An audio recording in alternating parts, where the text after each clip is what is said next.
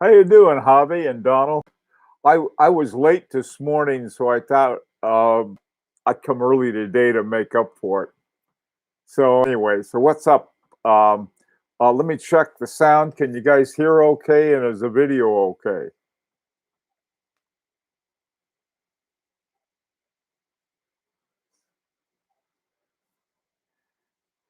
How's it going, Clyde? Let me ask you guys something. There's this one guy who I keeps wanting to have his own way, I think, but maybe I'm wrong about something. Didn't we decide on 39 millimeters? People said, yeah, that looked pretty good for everybody. Some wanted a little bigger, some smaller, but we figured 39 millimeters was am I mistaken on that? Because this is what I told Aganar. Sound good? All right. Is he wanting to have his own way? Yeah, right. Wouldn't be the first time. Yeah, that's what I thought. Yeah, we had that was what the consensus was. Um, so I don't want to waste a lot of time sort of trying to reinvent or revisit decisions again and again, especially when we go to Agonor. So this is what we want, and since that was what we did. So anyway, I'll just sort of one of those things that we just go ahead with. Yeah, that was what I thought. DG&B. We had This was. I like them a little bigger. Some people like them a little smaller, but I like 39 sounded good. Hi, Bobby, Alex, and everybody. So anyway, I just wanted to, get that headset because there was a lot of discussion about that. This other guy said, "Well, so and so said this, and so said this," and I thought we reached a consensus, and we can't every time that something else goes on. Now, I'm hoping we're moving ahead with the movement, and we'll have a movement. And once we have the movement, then we can go on to whatever comes next after that. So earlier today, I was talking with the rancher about the seller's market, and one thing that Clyde pointed out, he says, things are really drying up. Stuff there were always certain little hidey holes where you could find certain brands. You can't find them anymore, and or at least not as many. I was looking today at an auction at some Vacheron Content 10 auctions, high chrono unique, and the what they had. They had three Vacheron Content 10s. I was looking at the Vacheron Content 10s. They had a lot of other ones too, but the ones they had were like very small ones. One was 23 millimeters, and the other ones were also relatively small. And I think they're they're sort of the kind of vintage ones that not too many people really want. Maybe they want to hang them on their wall or something. I don't know. So, but I just haven't seen that many. There are a few that I've seen, but not too many. Hey, Forbin, how you doing? I'm in the seller's market. Anyone want to buy a basement? Okay, Jesus. Hey, Velvia. Tim, how you doing? Grocery shopping in Ipswich, Massachusetts. Tim, you're like, where's Waldo? I never know where you're going to be from week to week. You're all over the place. I just bought a VC Overseas Blue, 5 months waiting list. Yeah, those are nice though. That another guy got one recently, was showing us a really beautiful watch. Hey, Abdul, Flippin' Zippo, how you guys doing? Okay, let's see. Some of the stuff I mentioned this morning, I really didn't talk about the sort of how it's more and more becoming a seller's market, but it really is. it's, you know, people talk about the bubble bursting and so forth, and I'm sure it will. You know, it goes round and round and comes back. It'll be a buyer's market and, you know, so forth. I'm right now. I think this is a great time for us to do our project, because if it's a seller's market, uh, we're trying to put something together that's fairly unique, and I don't think we're going to find it, even if it were a buyer's market. Really, this is so I'm feel pretty good about this.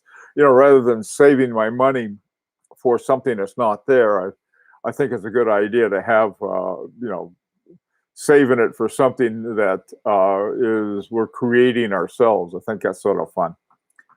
Okay, so that's one thing that I just wanted to, if anybody has found, like, you know, here's the elephant's graveyard of watches right now.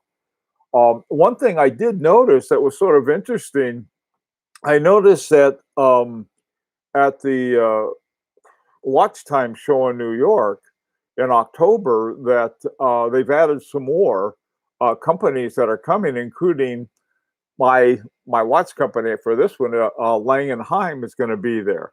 The last time, I don't think it was Lang and Heim, it was Marco Lang, when he, this is back in, yeah, I think it was October of 2018, I think.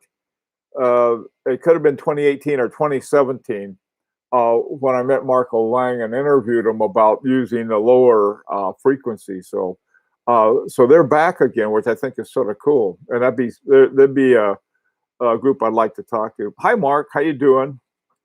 Um, the other thing that I wanted to mention for those who weren't around this morning is that the Grand Prix d'Horologie de Genève, the GPHG, has announced that they are having the participants are going to be announced on the 20th of August next month, which is not that far away. It's already the 24th. And so that is extremely late. They've had it, I think, let's see, 2 years ago, right before the pandemic, it was out in June. And for the years before that, in June, you'd always get the participants in a GPHG. In fact, I think one year they had them as early as May.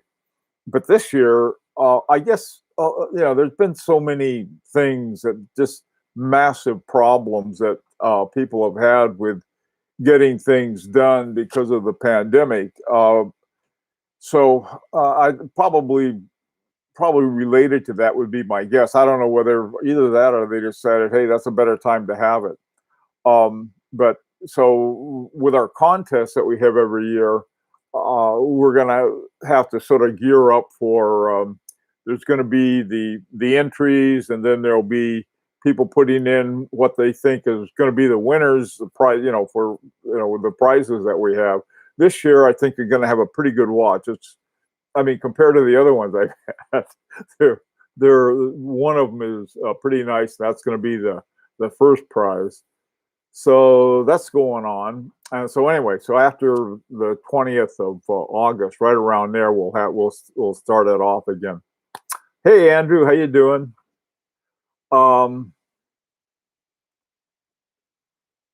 People are trying to buy up watches in fear of inflation, lockdown, and faux scarcity. Maybe that's true. That could be exactly right. I don't know. To me, there's certain things that I just don't see as investments because of they're fairly tricky. If in the early 1980s, if you had bought gold then, and I think by the year 2000, it was considered to be the absolute worst investment you could make. You know, and it was. And people are now like, well, I'm going to go out and buy gold and I'm going to make a fortune. Yeah, maybe, maybe not. And so there are a lot of things. Oil wells, God knows where they're going to go. They're all over the map. Watches, I guess, are as good as anything. And it has a lot to do with beliefs and stuff. Hi, John. My watches have gone up. Yeah, Right. Exactly, John. This is what we've been seeing too. That's what we were talking about. Some watches have just gone like the FP Journes, and I just mentioned 6 months waiting list. I'd called the FP Journe, not the FP Journe, but the Vacheron Constantin boutique in New York, and talked about and asked them about an overseas, and the guy said, we don't have any, no models of them. Never seen that before. And I don't know what the combination of things were. It could be what Abdul said. People are just saying, hey, I don't know. Gone up Blanc Pond, yeah. If Blanc Pond goes up, you know. Okay. Daniel Roth and Roger Dubuis have gone up 1 to 2 in the past few weeks. Yeah. They've also disappeared, literally disappeared. And so who knows? Hey, Alex, sorry, Bill, why collectors don't take Cartier seriously. I'll tell you one reason, Alex, and it's a good reason. They don't always tell the truth about what's in their watches. That's one reason. That's how come it's not a matter of taking them seriously. It's just not a matter of having the kind of respect. They have Carol Caspi, what's her face, when she was there. Why did she leave? She's now making watches and movements. Finally, Tag Heuer's coming out with good movement. But somebody asked the other day, they had a balloon blue. They didn't know what it was, and so I found out, and they had some phony baloney name for it, and then they said, "Oh, it's an ETA." So that I think IWC, Breitling, Cartier, and a lot of these companies that do that is just, okay, would it help if I sent you a couple of pictures of my DR retrograde? Yeah, it would, as a matter of fact. Daniel Roth, yeah, right, Daniel Roth retrograde. That's something I really like to get my mitts on. Every time I try, though, it sort of runs away. Somebody else wants to pay more for it. Okay, let us just talk about the update that we have. And what happened that I got this sort of going through this again. This is pretty much what we started off with. This is the ACH 6911, and it's been doctored up a little. There was a big screw there and some other things. And one of the things that Agenor does is that if they make a movement, they only make it for the person who is ordering it, the company that's ordering it. And so there's no way that we're going to get something that is too much like another one. And so I think what they have here is that they have a base plate that they're thinking, okay, well, we got this base plate and we have all of these connection points and so forth, and maybe we can use that. And then they talked about using the AGH 6667 wheel train and so forth. So I don't know, whatever we get, though, is going to be unique. That's important to point out. Okay, now this was originally what the watch was made for. This is a Fabergé watch that was one of the finalists. It may have won for all I know. It's in the Grand Prix. And so what they had done, the guys at Agenor, is that they looked at that and they said, well, I don't think we can put the small seconds at between 7 and 8. To do so would cause X, Y, and Z problems and involve more cost. And so they asked if it would be okay if they put it over here at 9 o'clock. I'll turn it this way. Maybe it looks more like 9 o'clock this way. But you can see it here. These are the hands that end up sticking out of this one. By the way, I put these all up on the Pure Horology Facebook page. So so what I did, I thought, and again, this I put up on the Facebook page, this is something like the what we're looking at in terms of something at 9 o'clock. I left the size of the small seconds pretty much what they had. They have a little ring around here. It's sort of hard to see in this picture. It's easy to see on the one on the Pure Horology site. So I just sort of more or less superimposed. I took all the specs and everything from that, and then made this literally on top of the one they showed us, just to get an idea. I sort of like the large sub dial. I thought, well, I'll put up some Breguet hands, and ended up putting observatory hands. I just sort of went through and looking for some hands I could stick up there, and I found this out. Okay, so that's what I wanted to talk about with you guys today. Hey, Koji, how you doing? Let's see where we are. Let's see.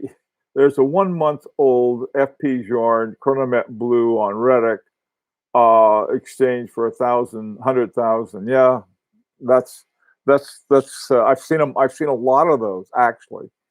It's crazy. It's nutty pricing. John, let's see. The government is printing trillions to, in effect, lower the national debt. Did they do this in 71? A Rolex sub went from 800 to 2,000. Maybe we'll see that.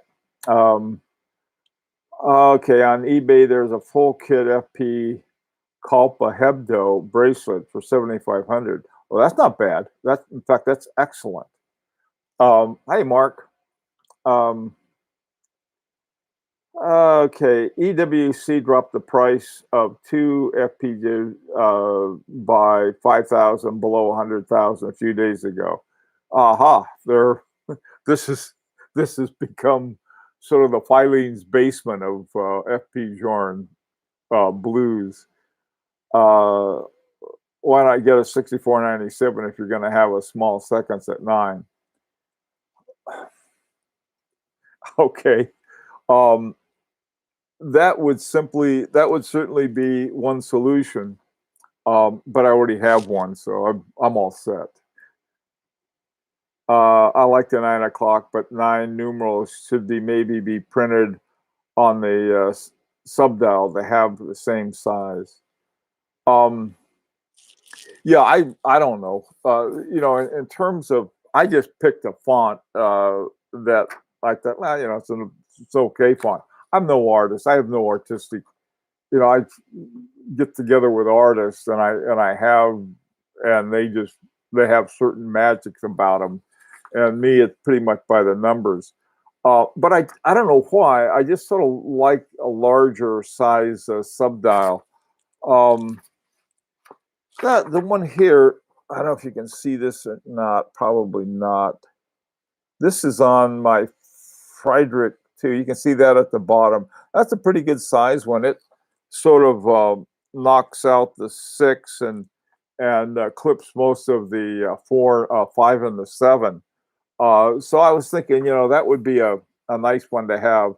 To me, it just makes it more interesting. But if anybody has any ideas that say, hey, this would be a more interesting one, post it on the Pure Horology page. Also, too, we talked about the going with Metalim, something like that. And they had lacquer, this really beautiful creamy white lacquer that they use. And they have these really gorgeous dials. And it's the same company that was used by Philippe Dufour. And so this is the combination of stuff. I thought, boy, this will be neat once we get this whole thing together.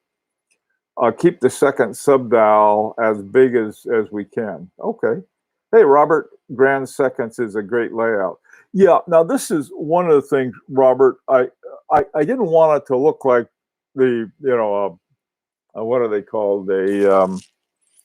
I just bought one. Here it is. Uh, a Jaeger-LeCoultre. This is a Jaeger-LeCoultre, but it's not the Grand Seconde. I didn't want to have that. I like the main dial like that, but we could have the thing, I guess, go all the way out to the center and have a really big one, and clip the 8 and the 10, and that might be interesting too. But those are things that we got plenty of time to talk about. I think the big thing right now is getting uh, getting the movement, getting our hands on the movement, and trying to keep within the parameters that we have. You like the idea of all fine line markers, the subdial can be a key design feature. Forbin, that's exactly the same thing I was thinking too. Is that, and again, we're talking about someone with artistic talent, not me. All right. There's just not there. So, any other ideas on that where we are so far?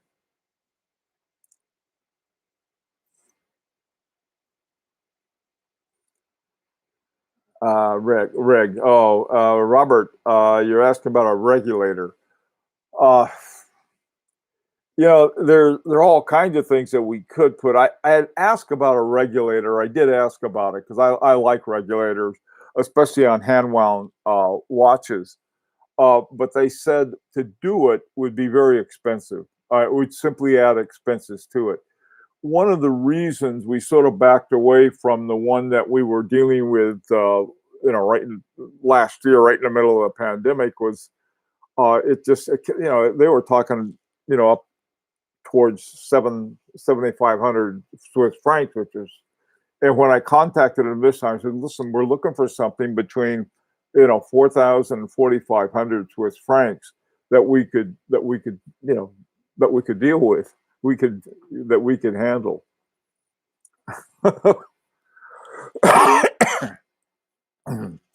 Anyway, it's a good idea. I'd love to have one, and it's I was thinking also too of other possibilities. A dual time. This is the reason that I was thinking of that. This one has a Jacquet 736 movement in it that was created I think, back in 1999, sometime around then. And it was one of the few shape movements. I have it on uh, both of these watches, same movement. This is a Maurice Lacroix. This is a Jaeger-LeCoultre, and my wife took the other one, which is a Dunhill, really nice Dunhill. They all have that same movement.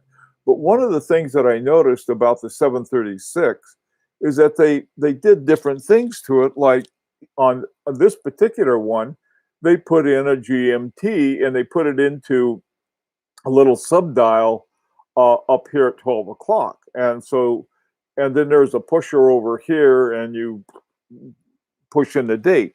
The reason I mention that is that, maybe once we have a nice, simple, clean one that works really well, um, then we can think about, hey, another project and doing some of these other things and saying, hey, now this one we'd like with a power reserve indicator. This one we'd like with uh, uh, a GMT or second or a yeah. That was what I meant with a GMT or some other kind of thing that would be interesting. And so that I think would be down the road. But I think to get this thing off the ground, we need something nice and simple, nice and clean, and it would be just a wonderful watch to have. This morning I was talking about, it's like going up to Picasso and saying, hey, would you mind doing a sketch for me? And essentially that's what we're getting. Um,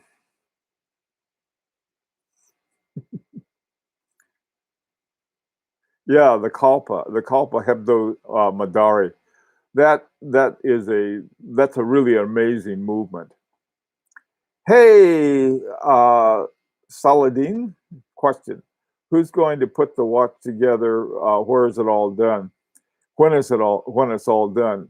Well, okay, that's a down the road question. There are a lot of different options we have. Here's something I guess we could talk about now. Once we get the movement, to me, that's 90% of the whole deal that we have, because this will be really focusing on having a great movement, and then having a comparable case, something from we were talking about Voutilanen and Kalin, which I think would be a great choice too. Assuming everything works out with them, and then another great choice would be the Metalim dial, which makes these spectacular dials. And so, okay, so the question is, how are these all going to be put together? Now, I put together watches, and they're not that hard when you're dealing with three things, four if you count the hands as separate from the dial. You get a case that the movement fits. You put it in the case. You put the dial on the dial side of the movement, and Bob's your uncle. And then you put on the two hands. It's not really hard, but a lot of people were concerned about it. One thing. Hey, Richard, how you doing, man? The One of the things that we talked about and thought about, I think would be nice, or would be good for all of us. A lot of countries that when you send them a watch, boy, all of a sudden, you know, like sort of customs pulls out their lobster bib and goes to work on it, and you can get hit with all kinds of things. On the other hand, if we took it individually and say, okay, here's the movement. Oh boy, the movement arrived. Then the case arrived, making sure that the case is the right size, and then finally the movement, finally the dial in the hands. We might be able to get it for significantly less, from customs and a tax map. Now in the U.S., that's not a problem. I mean, it's like 1.5% taxes on on watches. It's not very much at all. Um, but other places it's like 20%, and that can really jack up the price of a watch. But I'm thinking, well, if we did it piecemeal, so that's one solution. Salhedin, I'm sorry if I mispronounced your name, but it's a really good question. And then go to, if you didn't want to do it yourself, take it to a local watchmaker and have him do it for you. I think they could. That's such a simple thing that they should be able to do it at next to nothing. Now, another solution would be to have somebody in Switzerland put the whole thing together, and that way you'd say, well, at least I feel better about having them do it right, and take the hits where you will. We did plan, and unless there's something new, we did plan on having the watch delivered with no band, no matter what. The reason for this is minifold. Okay, what the main reason that watches get stopped at the border is because of sights. Basically, if a watch band, even a perfectly legal watch band, doesn't have its sights paper done right, they won't let it in. That happened to me before. I got a watch and they had to have usually what I do is when I get a watch, I'll say, just send the band separately. And that's a pretty easy thing. Like this one right here, this is a watch band that I got, and I'm sending it to my brother. Now it's not going overseas or anything, but a lot of times just ask them, if you have a brochure, just put it in the brochure and send it. Not a problem. But I don't want to, have to smuggle stuff. That was all my smuggling days are behind me. Um, but so anyway, so we were going to do it without any bands. Pieces instead of watch for me makes more sense. 19% sales plus 4% luxury tax on watches. Parts could still have 19%, but sometimes less. That was, this is sort of what I was thinking, Abdul. Um, See, I'm already trying to get more watchmaking courses from the watchmaking school here. Hopefully, the numbers. Yeah, here, by the way, too, if you're in the US, well, actually, if you're in different places, you might want to take a look at the Horological Society of New York because it has, they have watchmaking classes outside of New York. And if you're near the New York City, they have different ones you can take. But most of the watchmaking classes they have are much more advanced than what you'd need. There are a lot of good uh, YouTube instructions how to make your own watch out of parts you can get from YouTube. There's this English watchmaker who's terrific, and you got to put the whole thing together. Now with a watch like this, you may have, yeah, I think I'll have my watchmaker do it. And that's sort of what I'm thinking too. My 85-year-old watchmaker, this guy will put it together. One thing I was talking to this guy, and he had, there's a lot of tricks and so forth that are traded among people who make their own watches. And one of the hardest things to do in watchmaking for or the group of pretentious watchmakers is putting on the second hand. That is just the hardest thing in the world. And this one guy was telling me what he did. He had some tape and he put a little tape on it. I guess it was two-sided tape. Took the tape, put it on his finger, and then put the second hand there and then got it in there and pushed it down enough so it would come off the tape and then pulled it out. I've tried the same thing using putty and different kinds of things. Sometimes it works, sometimes it doesn't. How are we doing on time? Oh, my time is up. Okay. Anyway, Uh, yeah, this wristwatch, like this is, I don't know why. I'm just figure, I don't know, I'm showing off your watch. This is my Langenheim Frederick II. It's hard to see. The light's not always good on it and so forth. So I don't bother with it for the most part. Okay, lost track of time. Okay, Andrew, you're fired. But all right, guys. Listen, again, get your vaccine. I just the people are having all kinds of problems. We've had resurgence of it, and my big concern is they'll end up canceling the watch time show because, and I'll call them idiots.